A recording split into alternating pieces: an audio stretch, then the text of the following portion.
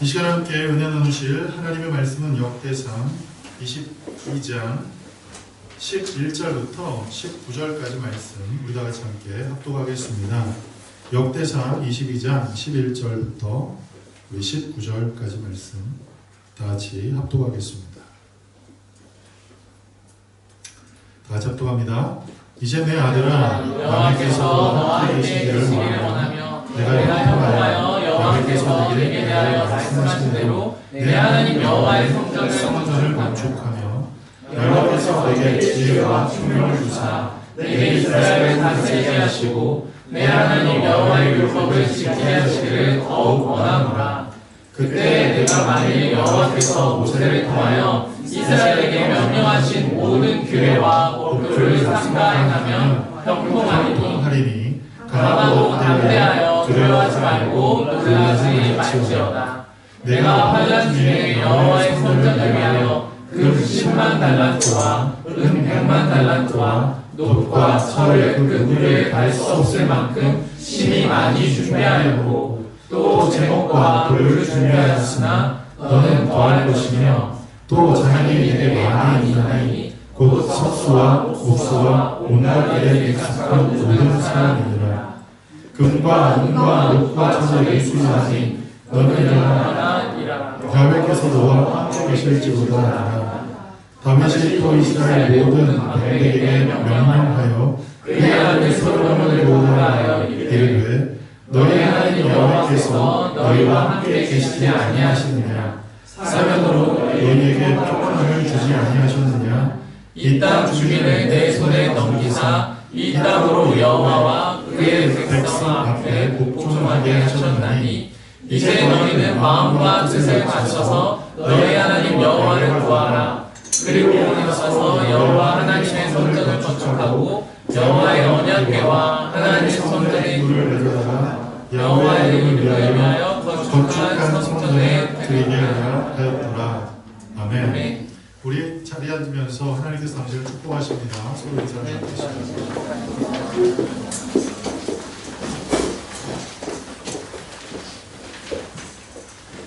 오늘은 하나님의 은혜 가운데 하나님 앞에 예배드리는 우리 모두의 심령 가운데서 특별히 기억할 것은 예수 그리스도께서 우리의 구주이심을 늘 마음 가운데 믿고 고백하면서 하나님 앞에 서는 것이 중요하다. 그 사실을 늘 기억하시길 바랍니다. 예수 그리스도께서 우리의 구주 되심을 우리가 늘 기억하며 나아갈 때 예수 그리스도께서 우리의 삶 가운데 생명을 허락하실 것이고 그 생명을 주신 주님 안에서 우리의 삶이 늘 복되고 그리고 그 복된 일을 통해서 하나님 앞에 감사하며 살아가게 될 줄 믿습니다. 오늘 특별히 우리가 함께 합독한 이 말씀이 기록된 역대상 말씀을 통해서 하나님께 맡긴 그 삶이 과연 어떤 것인지에 대해서 함께 살펴보는 시간을 갖고자 합니다. 먼저 요절 말씀을 우리 다 같이 함께 읽어보도록 하겠습니다. 요절 말씀입니다. 시작. 이제 너희는 마음과 뜻을 맞춰서 너희 하나님 여호와를 구하라. 그리고 일어나서 여호와 하나님의 성전을 건축하고 여호와의 언약궤와 하나님의 성전의 기물을 가져다가 여호와의 이름을 위하여 건축한 성전에 드리게 하라 하였더라. 아멘. 네. 요절에 있는 이 말씀을 우리가 보면 알듯이 이 역대상의 가장 중요한 사건이 무엇인가? 그것은 바로 하나님 앞에 성전을 지어드리는 사건입니다. 그런데 그 성전을 다윗이 하나님 앞에 짓기 위해서 소원하며 기도할 때 하나님께서 그것을 허락하지 않으셨습니다. 그런데 그것을 단호하게 거절하고 그것을 허락하지 않으신 것이 아니라 다윗에게는 받지 않지만 솔로몬을 통해서 그의 아들 솔로몬을 통해서 하나님의 성전을 짓게 하겠다고 하나님께서 약속을 하십니다. 그리고 그 약속을 받은 다윗이 하나님 앞에 크게 감사하면서 성전을 짓기 위한 여러 가지 준비를 하는 내용들이 굉장히 많이 기록이 됩니다. 우리가 전에 읽었던 사무엘 상하를 통해서 혹은 열왕기 3하를 통해서 성전을 짓기 위해서 다윗이 준비한 내용 그것을 자세히 기록하지는 않지만 이 역대상은 특별히 자세히 기록합니다. 그 이유는 왜 그런가? 역대상과 열왕기상이 서로 다른 관점에서 기록됐기 때문입니다. 그 내용을 오늘 우리가 살펴보면서 역대상을 통해서 우리에게 하시는 하나님의 음성을 듣는 귀한 시간 됐으면 좋겠습니다. 자, 기록 목적을 우리 다 같이 한번 읽어보실까요? 다 같이 읽겠습니다. 시작. 역대상은 이스라엘 백성이 하나님의 성령님을 드러낼 수 있는 일은 오직 예배를 행성하는 아니요 포로 생활에서 끝나는 이스라엘 백성에게 성인 이스라엘 역사의 정통성과 정통성을 가르치고 지켜 하나님의 예배를 문제로 나아가는 목적이 있습니다. 그렇습니다. 왜 하나님께 다윗이 서원했고 그 서원한 그 내용, 그 성전을 짓기 위해 준비한 그 모든 과정들에 대해서 이렇게 자세히 기록했는가? 그 이유는 다른 게 아닌 이스라엘 백성들은 과연 어떤 백성들인가를 질문해보면 그 답을 얻을 수 있을 것입니다. 이스라엘 백성들은 하나님께서 선택하신 백성입니다. 우리가 계속 살펴보듯 이스라엘 백성들이 자기들이 한 나라를 이룬 것이 아니라 하나님의 강권하심이 아니었다면 그들은 애굽에 속한 한 포로의 집단일 수밖에 없었습니다. 애굽에 속한 한 포로 집단일 수밖에 없었던 그 이스라엘을 하나님께서 강권하심으로 끄집어내시고 그리고 그들의 수고와 노력 아무것도 없는 가운데 하나님께서 약속한 그 땅에 정착하게 하셨습니다. 그 땅에 정착하게 하실 때에 모세를 통해서 바로 앞에 가서 하나님께서 전하라고 하신 말씀은 무엇이었는가? 그것은 바로 내 백성들이 하나님께서 약속하신 그 땅에서 예배하는 백성이 될 것이다 라는 것이었습니다. 여러분, 이스라엘 백성들의 정체성은 무엇일까? 이스라엘 백성들의 가져야 할 그 정체성은 과연 무엇일까? 그것은 바로 우리는 하나님께 선택된 백성이라는 사실과 더불어서 그 선택되어진 백성의 정체성을 확인하고 그 정체성을 유지하는 유일한 수단은 하나님께 예배드리는 것 외에는 없다는 사실을 알아야만 합니다. 선택되어진 백성이 이 세상의 다른 나라의 백성들과 구별점이 무엇인가를 따졌을 때 나라가 있고 없고 지도자가 있고 없고 그리고 강한 군사력이 있고 없고 그것이 그 선민과 선민이 아닌 백성들을 구별하는 구분점이 아니라 하나님께 예배를 드리느냐 드리지 않느냐가 그 선민과 선택되어진 백성과 선택되어지지 않은 백성들의 구별점이 된다는 사실입니다. 그래서 이스라엘 백성들이 하나님 앞에 예배를 드리는 그 일을 통해서 자신들의 정체성을 다시 한번 회복하고 그 정체성 가운데서 강력하게 살아가도록 하기 위해서 이 역대기서가 기록되었다는 사실입니다. 그래서 열왕기상 하에는 북이스라엘의 역사도 기록되었지만 이 역대기서에는 오직 남유다의 이 역사만이 기록됩니다. 그리고 그 역사 가운데서 한 20여 장에 달하는 그 분량의 다윗의 삶을 소개합니다. 그리고 그 다윗의 삶을 소개하는 그 가운데서 상당 부분을 할애하여 다윗이 하나님의 성전을 지어드리기 위해서 서원한 내용, 그리고 하나님께서 그와 약속하신 그 약속의 내용, 그리고 다윗이 그 약속에 감사하며 감격하며 하나님 앞에 성전을 짓기 위해서 준비하는 내용, 그리고 심지어 그의 아들 솔로몬에게 하나님의 성전을 짓도록 권면하고 그리고 그 성전을 짓기 위해서 지금 내가 준비한 것보다 더 많이 준비해서 하나님의 성전을 짓도록 강권하는 내용이 나타나고 있습니다. 왜 그럴까를 생각합니다. 왜 이 내용을 이 역대기서 저자가 이렇게 기록했을까를 생각해 봅니다. 열왕기상하와 마찬가지로 이 역대기서도 이스라엘이 존속하고 있을 때, 남유다가 존속해 있을 때 기록되어진 성경이 아닙니다. 열왕기상하가 남유다와 북이스라엘이 패망하고 난 후에 기록되어진 이 포로 시기에 기록되어진 책이라고 한다면 이 역대기서는 오히려 포로기 때 기록되기보다는 포로들이 돌아온 그때에 기록되어진 책이라고 얘기하는 게 좀 더 정확할 것 같습니다. 나라가 없어진 상태에서 포로로 끌려갔다가 70년 만에 하나님의 예언의 말씀처럼 예레미야를 통해서 예언하신 그 말씀처럼 그들이 다시금 돌아오게 되잖아요. 본토에 돌아올 때 그들 앞에 놓여 있었던 것들은 무엇입니까? 성전도 아니었고 그들 앞에 놓여 있었던 것은 자기들이 살던 집도 아니었고 그리고 그들 앞에 놓여 있었던 것들은 자기들이 살고 있던 삶의 터전도 아니었습니다. 전장의 폐허밖에 없었습니다. 고통이, 절망이, 절규, 그리고 눈물뿐이었고 한숨뿐이었습니다. 하나님께 선택되어진 백성들이라는 이 정체성을, 그리고 자부심을 갖고 살았던 그 이스라엘 백성들이 하나님을 섬기는 나라가 아닌 우상을 섬기는 나라들에게 북이스라엘도 망하고 남유다도 망하고, 그리고 포로로 끌려갔다가 70년 만에 왔더니 그곳에 남아있는 것은 폐허밖에 없다는 그 사실에 절망했다는 사실이에요. 그렇게 절망하고 있는 그 상태, 그 사람들을 그냥 내버려두지 아니하신 하나님의 그 섭리가 하나님의 사람들을 통해서 나타나는데, 그것이 무엇인가 하면 바로 이 역대기서를 기록하게 하사, 이 역대기서를 통해서 하나님께서 구원하신 그 백성들이 어떤 과정을 통해서 지금까지 오게 되었고, 하나님께서 선택하신 그 백성들이 어떤 과정을 통해서 지금에 이르게 되었는지를 알게 하시고, 그리고 이스라엘 역사 가운데서 가장 찬란했던 다윗과 솔로몬의 시대를 부각시킴으로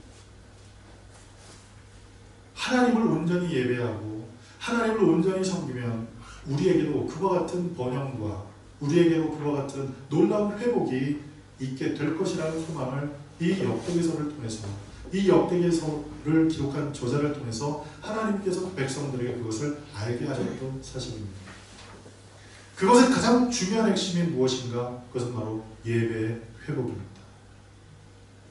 하나님께 선택되어진 백성들이 예배가 회복되지 아니하면 그 나머지 것들이 회복이 될 수가 없습니다.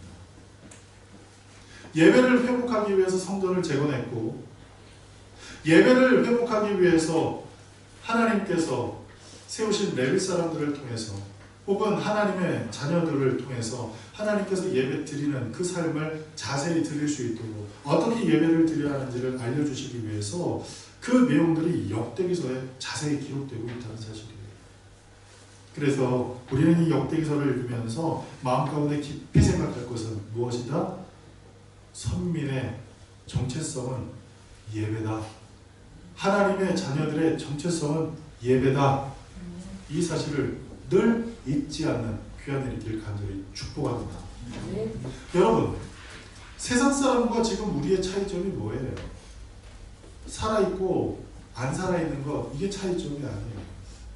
지금 세상 사람들은 예배를 드리지 않아요. 저마다 자기가 기뻐하는 일을 하고 있어요. 혹은 자기가 원치 않는 일임에도 해야 할 일들을 하고 있어요. 그런데 우리는 그 모든 일을 다 뒤로 하고, 하기 싫지만 해야 하는 일도 뒤로 하고, 그리고 내가 좋아하는 여러 가지 취미생활, 그리고 내가 즐겨하는 여러 가지 활동들을 다 뒤로 하고 하나님께 예배드리러 이 시간 나왔다는 사실이에요. 이게 바로 하나님의 백성과 세상 사람들을 구분하는 구분점임을 여러분 잊지 마시려고 합니다. 그래서 이곳에 나와서 하나님 앞에 예배 드리는 것이 얼마나 중요한 일이고, 얼마나 귀한 일이고, 얼마나 복된 일인 것을 늘 마음 가운데 자각하면서 매일매일 성전 나오는 여러분들 되시길 간절히 축복합니다. 그럴 때 시편 기자가 이렇게 고백하지요. 사람들이 내게 성전에 올라가자 할 때 내 마음이 기뻤다고 얘기를 했어요. 여러분, 성전에 가자고 할 때 기뻐요? 성전에 가자고 할 때 기쁘십니까? 이번 주는 꼭 교회 오세요. 그 얘기 들으면 또 올라가네. 어떡하지? 안 갈 수가 없고, 한 번쯤은 가봐야 될 것 같은데 가기는 싫고. 여러분, 그런 마음으로 하나님 앞에 나오지 않게 돼요. 우리의 정체성을 내가 스스로 깨닫고 하나님께 예배드리니 나의 정체성이라는 사실, 그게 나의 본성이라는 그 사실을 우리가 알게 되면 어때요? 예배드릴 때 내가 살아있음을 느끼게 되고, 예배를 드릴 때 내가 생명이 충만함을 느끼게 되고, 예배를 드릴 때 내가 가장 잘하는 일이라고, 내가 살아가면서 가장 잘하는 일이 무엇이냐고 물어볼 때 뭐라고 대답하실래요? 네? 뭐라고 대답하실래요?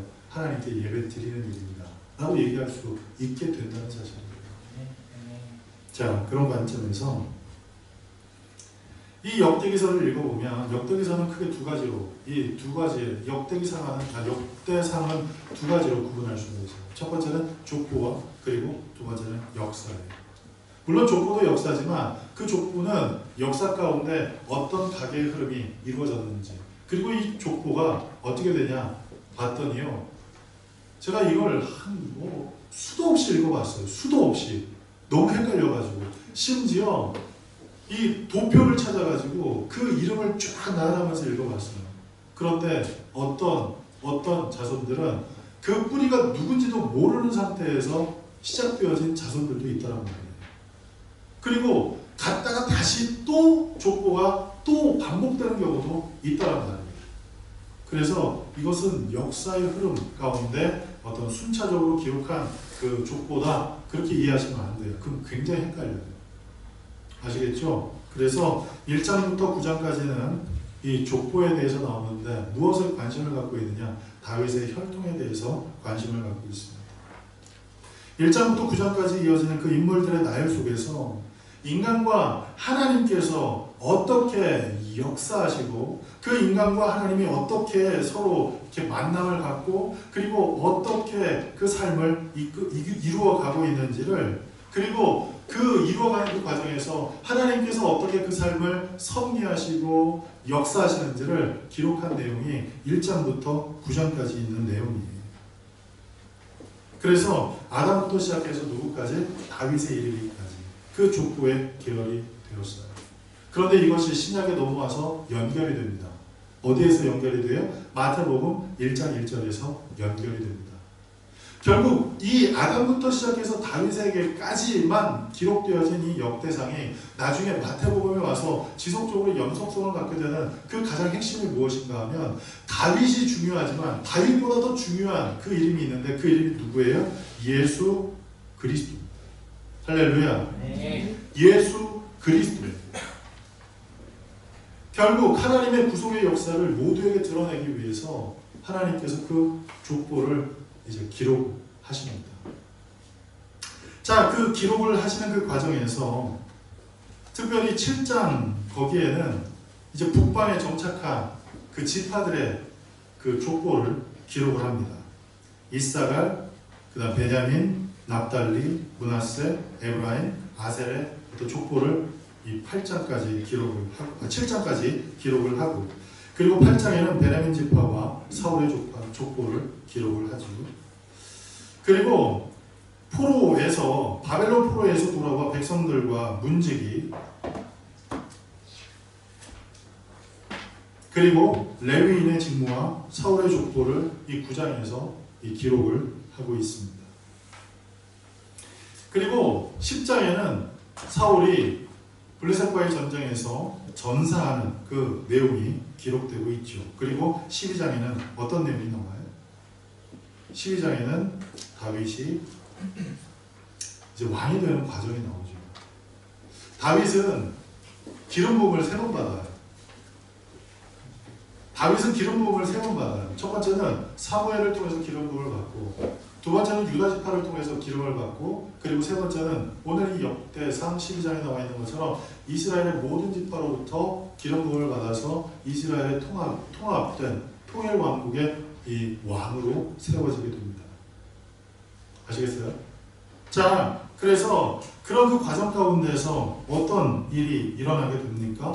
하나님께서 다윗을 왕으로 세우시는 그 과정에서 열왕기 상하에는 어떤 사울의 어떤 핍박과 그 다음에 어떤 그 갈등들이 이렇게 막 기록되었다면 역대기 상은 그 모든 과정을 다 배제하고 순식간에 다윗이 그냥 왕이 돼버리는, 한마디로 말해서 무엇을 드러내려고 하느냐? 우리가 선택되어진 백성들이다. 그리고 선택되어진 백성들이 하나님 앞에 회복해야 될 것은 무엇이다? 예배고, 그 예배가 회복될 때 하나님께서 다윗과 함께 하심으로 모든 전쟁에서 승리하게 하셨듯 우리를 앞으로 승리하게 하실 것이고 앞으로 우리의 삶을 하나님께서 복을 허락하실 것이다 라는 사실을 이 역대기서를 통해서 보여주고 싶으신 거예요. 자, 그리고 이 왕이 된 다윗이 어떤 일을 가장 먼저 합니까? 하나님의 언약궤, 법궤를 자기가 머물고 있는 예루살렘으로 옮겨오고 싶었어요. 애초에 이 법궤는 어디 있었느냐? 엘리 시대 때는 실로라는 곳에 있었지요. 그런데 이 실로에 있던 이 법궤가 비느하스와 그의 형제가 아벡과의 싸움에서 가지고 나갔다가 뺏겨버리잖아요. 블레셋의 전쟁에서. 그래서 그것이 블레셋 사람들이 갖고 가서 다윗 신전 앞에 놓고 그 다윗 신전이 무너지고 또 무너지고 하는 그 일을 통해서 계속 그 블레셋 지역을 돌고 돌다가 약 7개월 동안 돌고 돌다가 온 백성의 이 전염병이 돌자 이 신상을 어떻게 해요? 이 법궤를 어떻게 해요? 한 번도 수레를 메어보지 않은 소 거기에 수레를 엮고 그리고 갓 새끼가 태어난 그 어미소에게 그 하나님의 언약궤를 싣고 가게 하는 이 벳세메스의 사건이 나타나죠. 그리고 이 벳세메스의 사건이 있을 때 어떤 일이 있었냐면 벳세메스에 도착해서 그곳에 자단을 쌓고 하나님 앞에 예배를 드리는데 사람들이 그 법궤와 신기해서 그것을 쳐다보다가 어떤 일이 일어나지? 70명이 죽는다는 거예요. 그렇죠? 그래가지고 안 되겠다 생각해서 그것을 기랏 요아림으로 보내요. 아미나답의 집에. 그 아미나답의 집에 약 한 60여 년 동안 머물러 있던 그 법궤를 이제 다윗이 그것을 가지고 오는 거예요. 다윗이 가지고 오는 그 과정에서 어떤 일이 일어납니까? 타작마당에서 타작하는 소리를 듣고 마차에 싣고 오던 그 법궤가 넘어질까봐 무사한 사람이 그걸 손대고 결국 죽임을 당하는 그러한 사건이 나오게 되잖아요. 그리고 난 후에 그 법궤를 가지고 오는 것이 하나님의 뜻이 아님을 다윗이 직감하고 그것을 오베데돔의 집에 이제 안치를 해놓습니다. 그런데 하나님께서 이 놀라운 은혜를 주시는 게 무엇이냐? 역대상 14장 8절 말씀에 보니까 오벳에돔의 집에 그것이 머물러 있을 동안 하나님께서 그 가정에 복을 허락하신 거예요. 놀라운 은혜죠. 그러한 그 과정 가운데 지나서 이제 하나님께서 다윗에게 놀라운 은혜를 주셔서 왕궁을 짓게 하시고 그리고 그 법궤를 다시금 메어오도록 15장의 이야기를 하고 그 15장에 그것을 메어오고 기쁨으로 그 법궤가 예루살렘 성에 들어올 때 다윗이 너무나 기쁜 나머지 하나님 그 법궤 앞에서 춤을 추며 찬양을 했던 그런 내용들이 나타나지요. 오늘 무슨 주일이라고요? 종려주일. 종려주일 또한 마찬가지예요. 우리의 왕 되신 예수 그리스도께서 예루살렘에 입성하는 그 사실을 기뻐하면서 사람들이 자기의 겉옷을 벗고 그리고 또 종려나무 가지를 꺾어서 예수님 발 앞에 그걸 내려놓습니다. 그것은 어떤 의미냐? 굉장한 예우를 갖추는 거예요. 굉장한 예우를 갖추는 그런 모습이 무엇이냐? 자기의 겉옷을 벗는 것이고 종려나무를 꺾어서 그 앞길을 예비하는 거예요. 근데 그 왕처럼 왕으로 그 예루살렘에 들어오시는 예수님이 타고 가셨던 것은 어마어마한 어떤 가마를 타고 가시는 게 아니라 새끼 나귀를 타고 가요. 새끼 나귀를 타고 가요. 그런데도 사람들이 그 입성하시는 예수님의 모습을 보면서 호산나 호산나 이렇게 외치죠. 예수님이 입성하실 때 사람들이 기뻐했던 그 모습처럼 하나님의 언약궤가 예루살렘으로 들어오는 그 모습을 보고 다윗이 기뻐했듯 모든 백성들이 기뻐했고 그곳에서 하나님 앞에 제사를 드리고 다윗이 너무나 기쁜 나머지 자기 집에 있는 제사를 털어서 백성들에게 음식을 제공합니다. 그런 내용이 이제 15장까지 나오죠.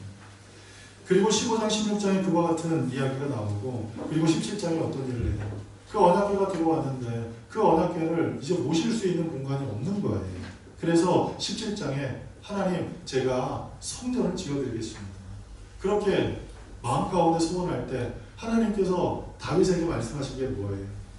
내가 언제 성전 지어달라고 그랬니? 내가 성전이 없다고 해서 언제 불평한 적이 있니? 하나님께서 그렇게 말씀하시죠. 그러나 하나님께서 그 마음을 기뻐하시고 다윗과 언약을 맺으십니다. 너의 자손이, 너로부터 나온 자손이 성전을 지을 것이고 너의 자손이 지속적으로 이 유대의 왕이 될 것이다. 영원히 다스릴 왕이 나올 것이라는 약속을 해 주시죠. 자, 그런 가운데서 어떤 일이 일어납니까? 이제 전쟁을 하게 돼요. 전쟁을 하게 돼요. 근데 그 전쟁을 할 때 모든 전쟁 가운데서 나가서 항상 이기게 됩니다. 블레셋, 모압, 소바, 다메섹, 아람 등과 싸워서 연승을 합니다. 그리고 영토를 확장해요. 그리고 점진적으로 이스라엘을 정치적으로, 종교적으로 이 조직화해 나가기 시작합니다. 그런데 21장에 어떤 일이 일어납니까? 그런 그 승리에 도취된 다윗이 21장 1절을 보니까 이런 충격적인 얘기가 나와요. 어떻게 나오냐면 사단에게 꼬임을 받아가지고 다윗이 뭘 하라고 시키죠? 인구조사를 시켜요. 근데 그것을 요압이 반대를 했으나 왕이 강권함으로 인구조사를 마칩니다. 그리고 그 인구조사를 마치고 난 후에 22장부터 계속해서 어떤 내용? 성전을 짓기 위해 이제 물자를, 재료를 준비하는 그런 내용들이 나오고요. 그리고 27장 그리고 28장, 29장에 자기와 함께 했던 사람들에 대해서 다윗이 기록하고 그리고 29장 마지막으로 다윗이 죽습니다. 그리고 솔로몬이 왕이 되는 내용이 나와요. 이게 역대기서의 중요한 내용입니다. 자, 그런 내용 가운데서 우리가 이런 부분들을 한번 생각해 봤으면 좋겠습니다. 어떤 부분이냐면 여러분들이 역대기서를 읽으면서 가장 힘들어하는 부분, 여러분들뿐만 아니라 저를 포함한 여러분이 가장 힘들어하는 부분이 어떤 부분이었냐면 이 사람의 이름이 너무나 많이 나오기 때문에 1장부터 9장까지 읽는 게 참 힘들어요. 그리고 감사하게도 9장 넘어가면 또 절도 짧아서 그 다음부터 읽기는 참 편해지잖아요. 그런데 1장부터 9장까지 읽는 게 너무 힘들어가지고 1장부터 9장을 건너뛰었다. 그럼 어떤 역사가 나타나느냐? 그 안에서 하나님께서 섭리하셨던 사람들의 삶의 모습을 우리가 발견해낼 수 없게 된다는 사실입니다. 한 가지 예를 들어서 만약 여러분들이 역대상 1장부터 9장을 건너뛰고 10장부터 읽었다고 치면 여러분들은 죽었다 깨어나도 야베스라는 사람을 못 만나게 됩니다. 야베스 여러분 아세요? 야베스가 누군지 아세요? 역대상 4장에 나와 있는, 자, 우리 역대상 4장에 나와 있는 야베스에 대해서 한번 생각을 해볼게요. 역대상 4장 10절, 9절부터 10절을 우리 다 같이 읽어보겠습니다. 시작. 야베스는 그의 형제보다 귀중한 자나 그의 어머니가 이름하여 이름에 야베스라였으니 이는 내가 수고를 낳았다 하였다. 야베스가 이스라엘 하나님께 아뢰어 이르되 주께서 내게 복을 주시려거든 나의 지옥을 넓히시고 주의 손으로 나를 도우사 나로 환난을 벗어나 내게 근심이 없게 하옵소서 하였더니 하나님이 그가 구하는 것을 허락하셨다. 아멘. 이게 야베스라는 사람이 하나님 앞에 드렸던 기도의 내용이에요. 그런데 그 기도의 내용에 대해서 하나님께서 어떻게 역사하셨지요? 그 구하는 것을 들어주셨다라고 말씀해요. 하나님께서 아담부터 시작해서 다윗에 이르는 그 족보, 그 많은 사람들의 이름이 나오는 게 너무나 부담스러워가지고 그 이름 읽기 싫어가지고 1장부터 9장을 건너뛰고 10장부터 딱 읽었다. 그러면 여러분 야베스를 못 만나요. 야베스를 못 만난다는 것은 무엇을 뜻하느냐? 야베스에게 하나님께서 허락하신 그 축복의 내용을 여러분들이 듣지도 못했고 그리고 듣지 못했기 때문에 그런 기도를 하나님 앞에 드려도 된다는 사실을 모르게 돼요. 야베스가 이런 기도를 하나님 앞에 드렸네. 하나님 앞에 이렇게 기도를 드려도 되네? 라는 사실을 모르게 된다는 거예요. 하나님께서 야베스의 기도를 들어 응답하셔서 하나님께서 야베스에게 복을 주셨는데 그것은 무엇이냐면 그의 지경을 넓혀주셨어요. 그리고 그의 손으로 하나님께서 도와주셨어요. 그리고 환난을 벗어나게 하신 거예요. 이게 야베스의 축복이에요. 근데 이 야베스의 축복, 야베스만 복을 받은 게 아니에요. 야베스의 축복을 연구했던 한 목사님이 책을 썼어요. 그 책이 뭐냐면 야베스의 축복이라는 책이에요. 근데 그게 몇 년 동안 아마존 베스트셀러였어요. 몇 천만 부가 팔렸어요. 몇 천만 부. 야베스라는 사람 다른 데안 나와요. 역대사입니다. 근데 이 사람 건너뛰고 이름 너무 많이 나와서 건너뛰고 또 건너뛰고 하다 보면 그 사람들의 삶 가운데 그 아담부터 시작해서 다윗까지 이르는 그 사람들의 삶 속에 역사하셨던 그 하나님의 섭리에 대해서 여러분들이 건너뛰어버리게 된다는 사실이에요. 그래서 지루하더라도 힘들더라도 어때요? 그 사람들의 그 이름들을 읽어보십시오. 그러면 그 사람들 가운데서 어떤 사람들은 이름만 나오는 경우가 있고 어떤 사람들은 이와 같이 야베스와 같이 어때요? 그 삶에 대해서 기록하는 이 서술하는 그런 내용들을 우리가 접하게 됩니다. 자, 그래서 여러분 이 역대상을 읽을 때 굉장히 힘든 거 알아요. 왜 모르겠어요. 저도 힘든데. 그런데 그 사람들의 이름을 다 기억하라는 건 아니에요. 그러나 스킵하지 말라는 거예요. 그냥 넘기지 말라는 거예요. 다 읽어봅시다. 1장부터 시작해서 9장까지 힘들지만 다 읽어보는 거예요. 천천히. 아시겠죠? 읽는데 이렇게 읽으시는 분들이 계세요. 이름 틀려도 괜찮아요. 야베스인데 요베스를 읽어도 괜찮아요. 그래도 그냥 가는 거예요. 그렇게 읽으면 안 돼요. 아시겠어요? 야베스는 야베스예요. 그래서 천천히 읽으셔야 돼요. 천천히. 이 사람들의 이름이 우리 입에 익숙하지 않기 때문에 빨리 읽다 보면 그냥 이름 틀려도 에이 괜찮아. 이 중요하지 않아. 그러면서 그냥 읽으시면 안 된다는 거. 천천히 읽으셔야 돼요. 자, 그런 그 한 가지를 여러분에게 말씀드리면서 이제 중요한 사실을 이야기를 해야 되겠죠. 하나님 손에 붙들린 삶을 우리가 어떻게 살아갈까? 이 역대기서를 통해서 우리가 무엇을 배우고 배운 것을 우리의 삶 가운데 어떻게 적용하며 살까? 그 내용을 이제 함께 이야기를 해보려고 해요. 자, 첫 번째 우리 다 같이 한번 읽어볼까요?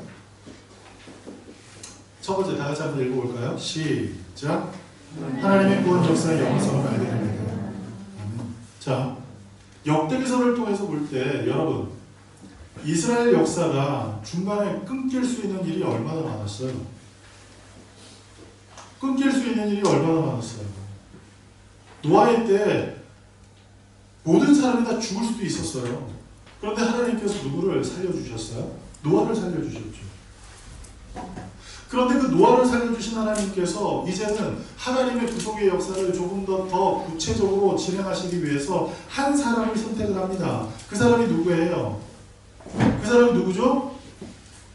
하나님의 구원의 역사를 좀 더 구체적으로 읽기 위해서 하나님의 강권하신 가운데 한 사람을 선택했단 말이에요. 그 사람이 누구예요? 아브라함을 선택하셨어요. 그 아브라함을 선택을 하셨는데 아브라함에게는 자식이 있었어요? 없었어요? 자식이 없었잖아요. 75세 하나님의 부르심을 받고 99세 될 때까지 그에게는 자식이 없었어요. 자칫 하나님의 그 구원의 역사가 끊겨질 수도 있는 그때에 하나님께서 하나님의 천사를 그의 가정에 보내서 마음 가운데 의심하는 그 사람들에게 자녀를 줄 것이다. 잉태할 것이다. 그것을 확인해 주시죠. 그리고 하나님의 약속의 말씀처럼 이삭을 자녀로 주셨어요. 그리고 또 어떻게 돼요?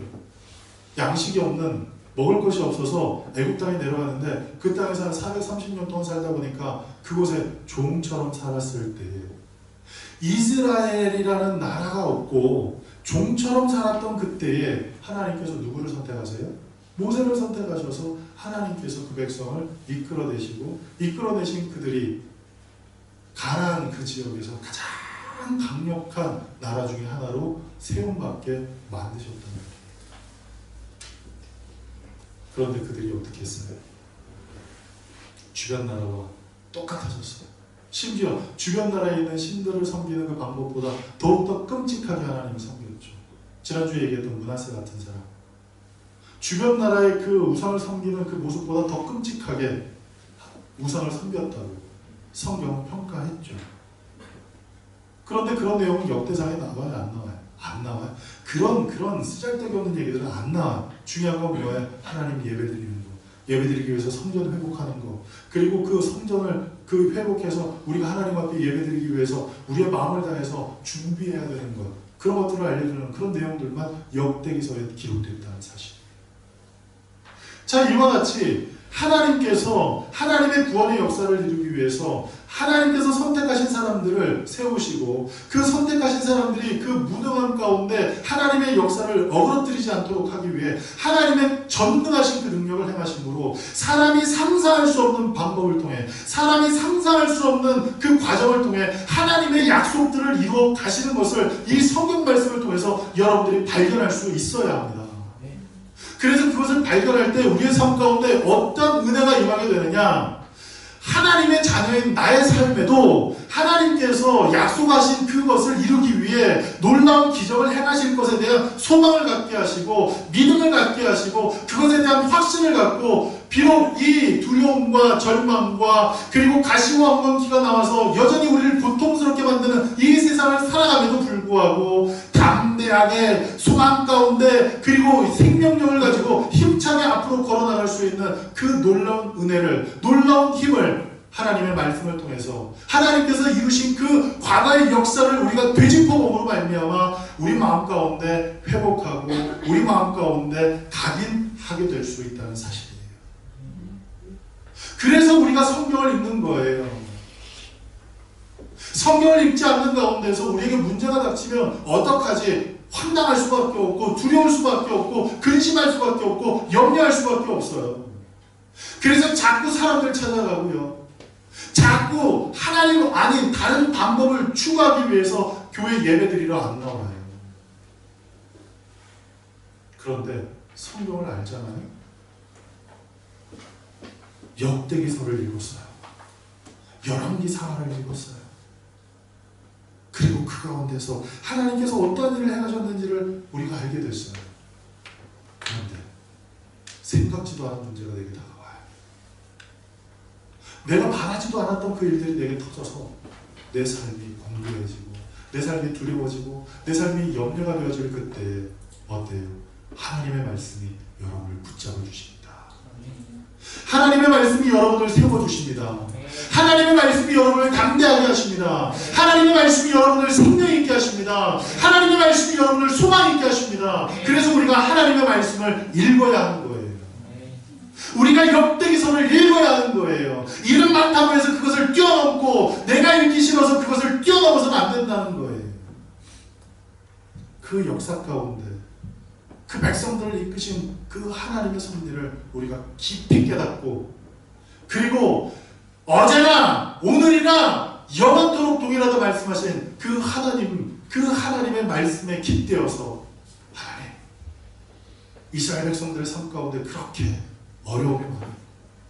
그렇게 살던 문제가 많았는데 하나님의 전능하심, 하나님의 강권하심이 그 백성들을 이때까지 이끌어오신 것을 제가 알게 되었습니다.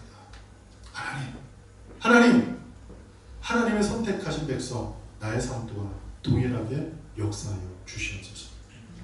하나님이 선택하신 백성 나의 삶에도 하나님 임재하셔서 하나님 임하여 주셔서 나의 삶에 홍해를 갈라주시고 나의 삶 앞에 나의 길을 막고 있는 여리고를 무너뜨려 주시고 그리고 설령 나를 대적하는 적군이 내게 몰려왔다 할지라도 비록 그 적군 앞에서 내가 무릎 꿇고 비굴한 모습으로 비참한 모습으로 내가 살아가는 그 한이 있다 하더라도 하나님께서 때가 되셨을 때 나를 높이시고 나를 회복하시고 나의 삶 가운데 하나님의 거룩한 일들을 이루어 주시옵소서. 기도할 수 있는 담대한 믿음이 생겨지게 될 것입니다.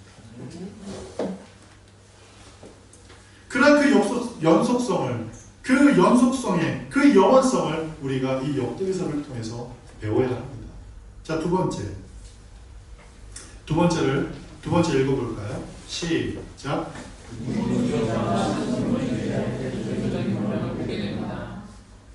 아멘. 성경에 보면 인본주의자와 신본주의자가 나와요. 열왕기 하에는 사울과 다윗의 삶이 굉장히 이렇게 부각이 되죠. 그죠? 하나님께서 사울을 선택하신 그 내용이 사무엘서부터 시작해서 열왕기까지 간단 말이에요. 그런데 역대기서에는 사울의 얘기가 짧게 끝나요. 왜요? 왜요? 그의 삶이 인본주의적이었기 때문에. 사울의 죽음에 대해서 사무엘이나 열왕기서는 구체적으로 그 이유를 들지 않아요. 그런데 역대기서에는 사울의 죽음의 이유에 대해서 명확하게 얘기합니다. 왜 사울이 죽었는지에 대해서 명확히 알려줍니다. 그것은 하나님의 말씀을 따르지 않았고 하나님 외에 다른 이방 신에게 가서 이스라엘 백성들의 일을 물었기 때문이라고. 불순종했고 하나님 외에 다른 신에게 가서 그 백성들의 운명을 물었기 때문이라고 역대기서는 명확하게 사울의 죽음의 이유에 대해서 이야기합니다. 여러분, 인본주의와 신본주의의 가장 큰 차이는 무엇입니까?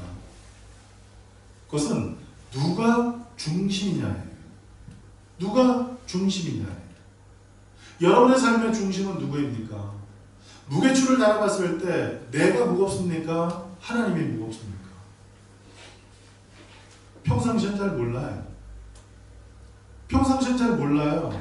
평상시에는 하나님이 더 무거운 줄, 하나님이 더 중심인 줄 알아요.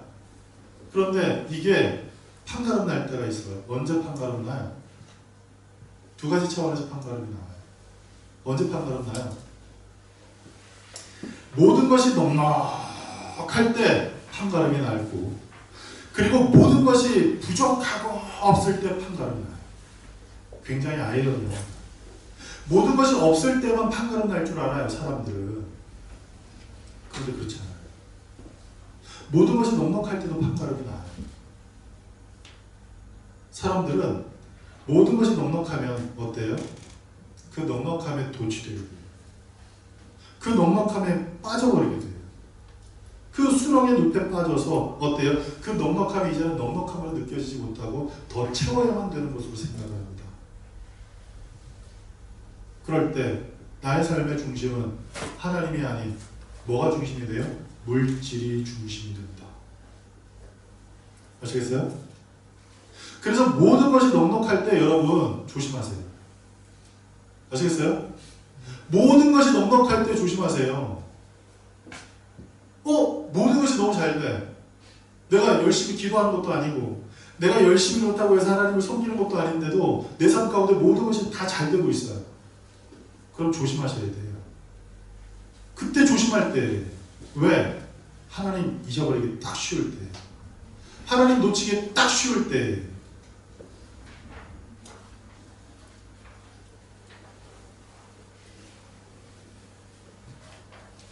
아시겠습니까? 그래서 우리의 삶의 모든 것이 넉넉할 때 어떤 일을 해야 되느냐? 그 넉넉함을 하나님께서 주셨음을 고백하면서 우리의 삶에 선한 청지기의 마음을 갖고 사는 게 굉장히 중요합니다. 그 선한 청지기의 마음이 어떤 마음이냐? 주시는 분도 하나님, 거둬가시는 분도 하나님임을 고백하면서 지금 나에게 있는 이 모든 것은 하나님께서 주신 것이다라는 사실, 그리고 하나님께서 주신 이것을 통해서 고린도후서 9장 8절에 있는 그 말씀처럼 모든 것을 넉넉하게 하신 그 일로 인해서 고린도후서 8장 9절에 이렇게 나오지요. 예수 그리스도로 말미암아 그의 가난하심을 통해서 우리가 부욕게 됐다고 얘기하잖아요. 그 부욕게 된 그 일을 통해서 고린도후서 9장 8절에 어떻게 살아라 말씀하냐면 모든 착한 일을 더욱더 넘치도록 하라고 말씀합니다. 이게 선한 청지기의 삶이에요. 그게 무엇이냐? 내게 있는 이 모든 것이 하나님께로부터 왔고 하나님의 나라를 위해서 써야 하는 것으로 생각하며 사는 것, 이것이 선한 청지기의 삶이에요. 그래서 넉넉할 때 하나님 잊어버려요. 두 번째, 고통이 다가오고 두려움이 다가올 때 그때 누가 중심인지를 보게 돼요. 생명을 죽일 수 있는 사람, 그 사람에 대해서 두려움을 갖는 사람은 그 그 생명을 죽이는 사람에게 비굴하게 서게 됩니다. 그리고 그 생명을 죽일 수 있는 그 사람을 어떻게 이겨내기 위해서 또 다른 어떤 사람들 혹은 다른 환경들에 깃대게 됩니다. 그런데 성경은 말씀해요. 하나님께서는 생명과 영혼을 함께 멸하시는 분이시라고. 그런데 그걸 잊어버리고 단지 우리의 생명을 어찌할 수 있는 그 환경과 사람과 혹은 조건 앞에 무릎 꿇는 경우가 굉장히 많아요. 무엇을 위해서? 우리의 생명을 유지하기 위해서. 그것이 먹을 것이 됐든, 그것이 입을 것이 됐든, 그것이 마실 것이 됐든, 그리고 그것이 내 건강이 됐든, 그것 앞에 무릎 꿇는 경우가 있다는 사실이에요. 그런데 성경은 말씀합니다. 하나님은 우리의 육신과 영혼을 함께 멸하실 수 있는 겁니다. 그래서 모든 것이 연약하고 모든 것이 부족할 그때 우리의 믿음이, 우리의 신앙이, 우리의 어떤 그 누가 내 삶의 주인인가가 명확하게 구분되고 드러나게 됩니다. 제가 15년 전쯤에 만났던 한 분이 있어요. 참 안타까운 분인데 이분이 원래 여호와 증인에서 열심히 전도하던 분이었어요. 그런데 여호와 증인에서 열심히 전도를 했는데도 자기의 삶이 개선되지 않고 자기가 복을 못 받는다는 생각을 하고 너무나 속상해서 어떻게 하면 복 받지 하다가 이 열도순복음교회 구역장한테 전도를 받은 거예요. 예수 믿으면 복 받는다. 예수 믿으면 영혼이 잘 되고 범사가 잘 되고 강건케 된다고. 그 얘기를 듣고 내가 교회를 가야 되겠구나.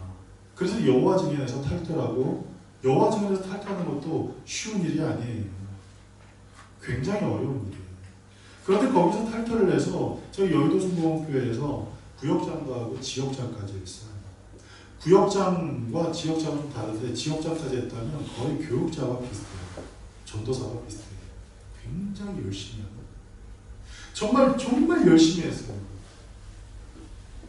그런데 어느 날 갑자기 저한테 연락도 없이 교회도 안 나오고 활동을 안 하는 거예요. 그래서 찾아가서 신방을 했더니 자기 다시 여호와 증인으로 갔다는 거예요. 그래서 왜 그러셨어요? 물었더니 하나님께서 복 주실 줄 알았는데 이곳에 와서 내가 지역장까지 해서 그렇게 열심히 섬겼는데도 복은커녕 내 삶이 더 어려워졌다고. 나는 다시 여호와 증인으로 갈 거라고. 그렇게 해서 가버렸어요. 그렇게 만류를 했고 그렇게 신방을 다니면서 그렇게 회유하려고 애를 썼는데도 불구하고 그저 여호와 증인으로 간 거예요. 그분의 중심은 뭐였어요? 그분의 중심은 뭐였어요? 하나님이 아니었어요. 여러분, 인본주의와 신본주의가 무엇인지를 이 역대기서를 통해서 여러분들이 발견하고 신본주의의 삶을 사는 삶은 어떤 것인지를 여러분들이 마음가운데 깊이 다시 한번 재구할 수 있는 시간들을 가지고 바랍니다. 자, 세 번째. 하나님께서 오베데돔의 가정에 놀라운 축복을 허락하시죠. 그 놀라운 축복은 무엇이었습니까? 하나님과 함께함으로 복을 얻게 됩니다. 두 번째, 하나님께서 베푸신 복의 내용을 알게 됩니다. 그 복의 내용이 뭐였어요? 소유가 많아지고 자녀가 복을 얻게 됩니다. 자녀를 출산하게 되면 놀라운 복을 얻게 됩니다.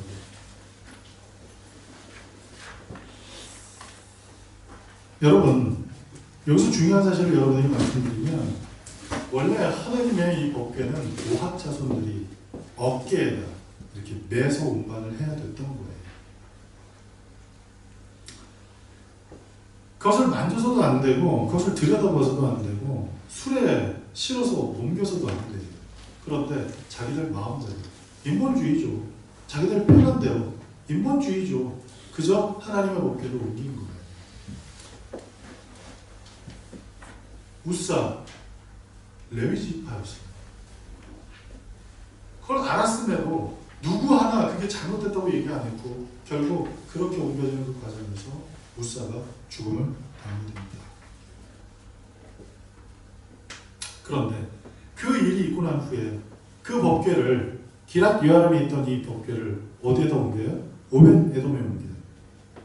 그 근데 이 기랏 여아림의 아미나답의 집에 이 법궤가 67년 동안 있을 때 성경이 67년 동안 있었던 그 아미나답의 집에 대해서 그 집의 소유가 늘어났고 그 자손이 잘 됐다라고 그렇게 기록하지 않아요. 그렇게 기록하지 않아요. 기랏 여아림에서 나올 때 우사가 손을 대서 결국 죽잖아요. 하나님의 말씀에 올바로 서지 않는 가정, 그 가정엔 하나님의 은혜, 하나님의 축복이 임하지 않아요.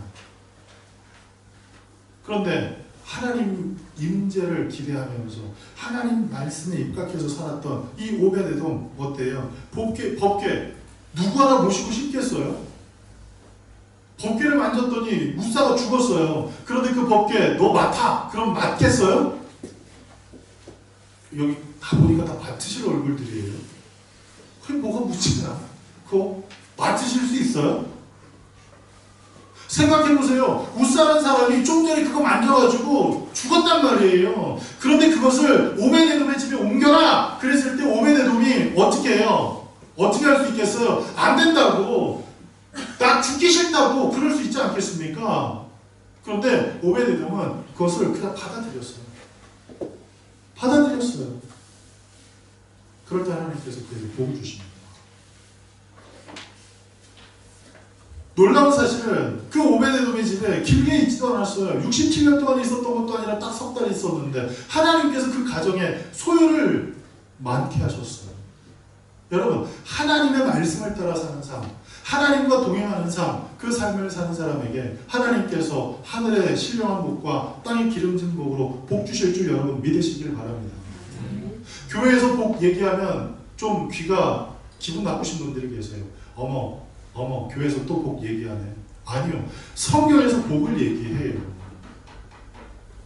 성경에서 복을 말씀하고 계세요. 근데 그 복이 영적인 복만을 얘기하는 게 아니라 하나님께서 육적인 복도 말씀하셨어요. 신명기 28장 말씀에 그 들어가도 복을 얻고 나가도 복을 얻고 손으로 하는 모든 일이 잘 되고 발로 밟는 땅이 잘 된다는 그것은 영적인 복일까요? 육신적인 복일까요?